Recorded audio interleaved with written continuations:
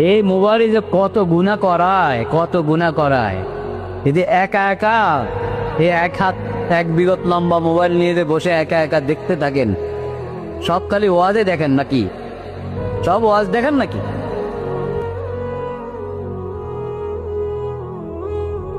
Smartphone থেকে যত দূরে থাকতে পারেন তত ভালো, যত দূরে থাকতে পারেন তত ভালো।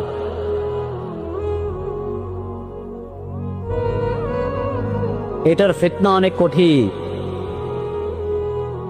ঘরের বড়দেরকে দেখলে ছোটদের হাতে দেয় কি যায় না, ছেলেদের হাতে থাকলে মেয়েদের হাতে দেয় কি যায় না, শ্বশুরের হাতে থাকলে বৌমার হাতে দেয় কি না যায়।